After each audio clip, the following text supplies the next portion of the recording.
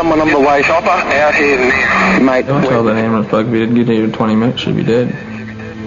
We love each other so much, and we're still going to live more or less the dream life that we always knew we would. I didn't know whether Mac would want to be burdened with someone with my disabilities.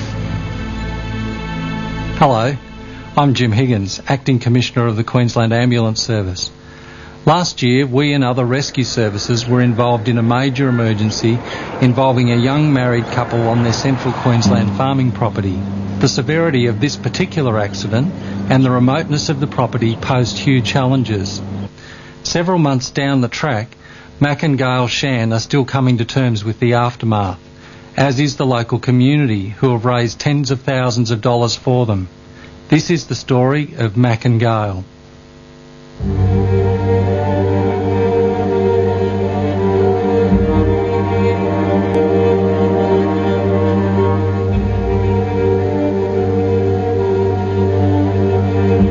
Gayle's overall appearance has always been one of her main things. She doesn't want to be seen anywhere, even by me, without looking as good as she can. I think it's difficult to go from being a person that some people might find attractive to being a person that you think no one could find attractive. Oh, Mac's amazing for such a bloke. It's very difficult to explain to someone where to put something without pointing. But maybe one semi-disaster, but other than that, pretty good, really. Learning to do all the girly things for Gayle, like all the things that us boys sit there and sort of wait for and that. Yeah, I mean, they're not as hard as they look, I don't think. Gayle sort of ran me through a few pointers and that with the mirrors and all those sorts of things, and now it's getting fairly easy to do, yeah.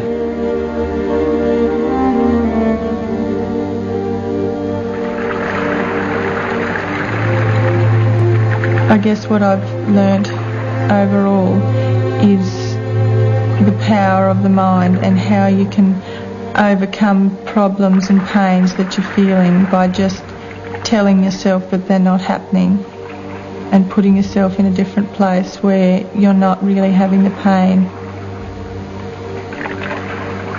When I'm in the pool and my arm's out and I'm floating, the pains really do go as much as they possibly can, and I can feel as normal as possible and feel as pain-free as I ever have since the accident.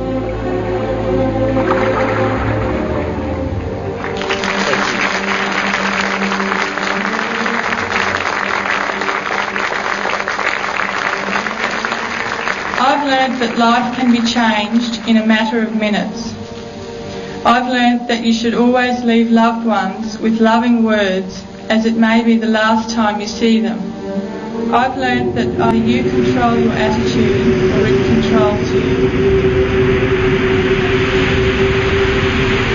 Canberra Park's 28,000 acres, just north of Moranbah. It runs about 2,500 Droughtmaster cattle, but the last few years certainly haven't been running anything like that. We got back to about 500 head during the drought, yeah. The rain came about 4 weeks ago, and it's amazing what a bit of Mother Nature can do. The transformation is just unbelievable. Within a month, the grass just jumping out of the ground, whereas before it was just absolutely bare and dust, and cattle were eating all the bushes. Now they've got grass up to their eyeballs. Between Mac and I guess we've got about 25 horses. We moved to Cantor Park about 2.5 years ago. It's owned by my dad and my sister's company. Mac and I moved there and took over the management of it. Basically, it was just Mac and I. That was the beauty of the whole setup, you know. It was us. We did everything together. When we first met, Mac was quite young. He's 3 years younger than I am. And I think it was at a camp draft, and I think in particular I was attracted to Mac's friendly face and gorgeous smile, I think. Yeah, I think what attracted me to Gayle was she was by far the most beautiful person around the area at the time, and I didn't think I had much chance, but yeah, we just got talking and one thing led to another. I was pretty fussy, and he seemed to fit the quota.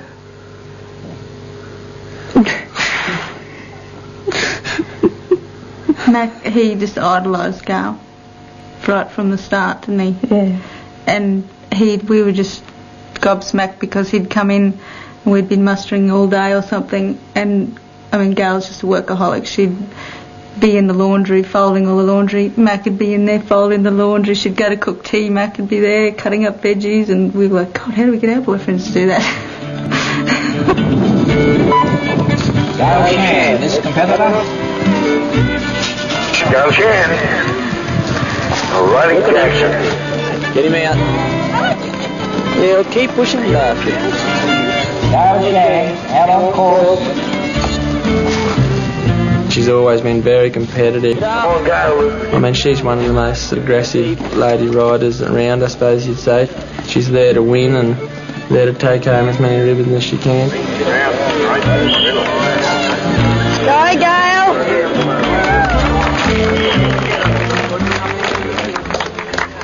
When I got to realise that Gayle and Mac were getting really serious with their relationship, I was just so thrilled. Look at that, yeah. Fantastic. Our wedding day did symbolise, everything. It was finally Mac and I coming together. Mac and Gayle, you've declared... Those vows that we said, no one could have possibly known what was 3 years down the track for us.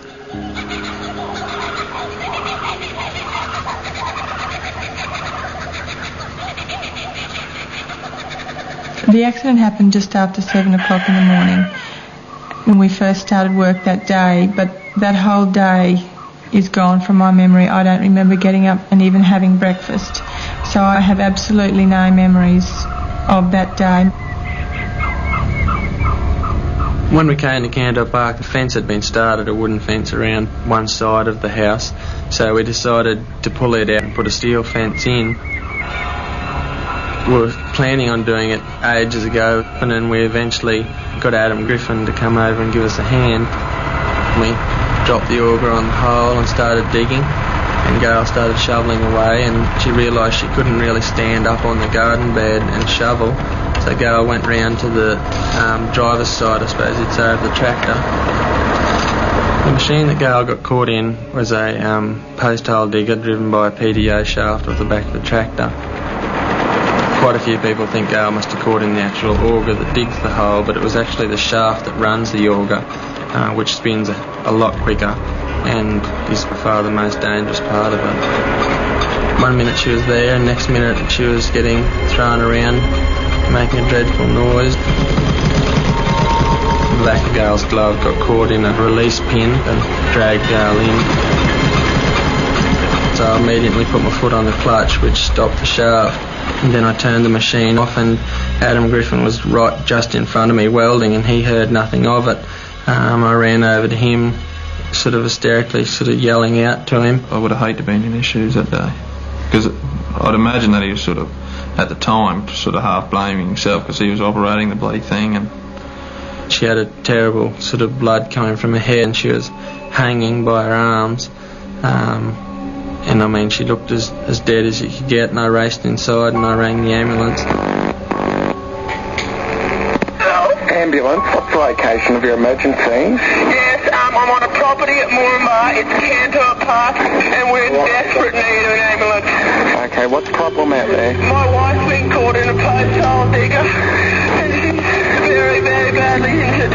Okay. We may need a helicopter, like we're an hour out of Moorma. If you could find out what parts of the body are affected, how she's going. Her arm's just absolutely smashed, and I don't even know that she's alive.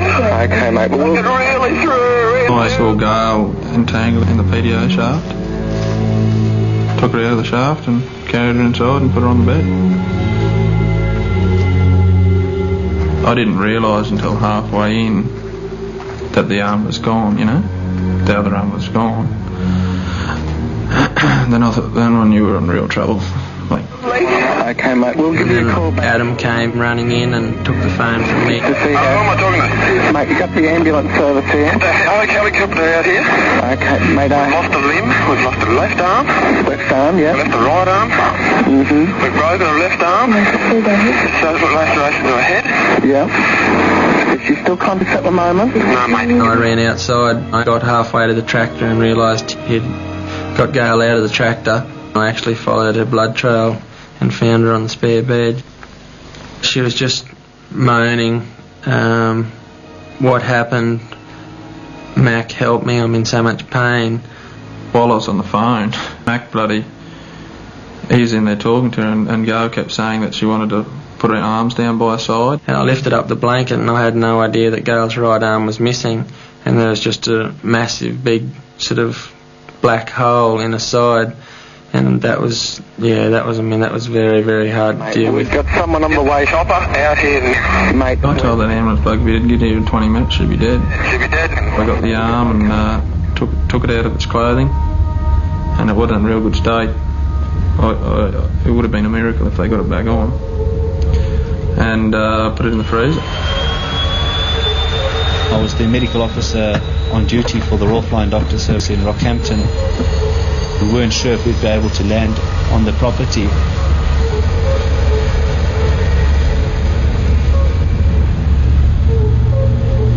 The helicopter rescue service from Mackay was activated and asked to respond to the property, as well as the Moranbah ambulance crew with the Moranbah doctor to respond. We knew that it was going to take over an hour for each of us to get there. My fiancé Rob and I live on Glenavon Station, which is approximately 15 kilometres from where Gayle and Mackie live. According to Mac, on the morning of the accident, it was Gayle's suggestion that they rang me, which is amazing. But Gayle did know that I was a nurse.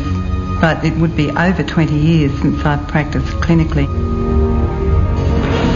After the phone call, Rob raced to get the vehicle for me, and I went to the telephone in the office to ring the Flying Doctor Service to gain authorisation to administer either morphine or pethidine to Gayle when I got to the site. I asked Adam to go and get the Flying Doctor kit out of the back of the four-wheel drive. I asked Mackie to bring me a telephone and to keep that telephone for myself and the Flying Doctors. Until we landed on the property, kept in constant contact with Robin via our satellite phone.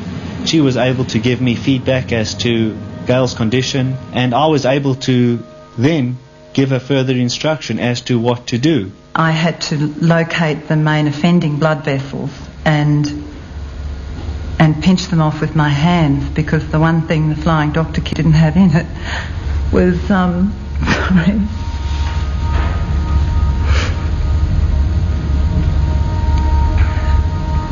artery forceps.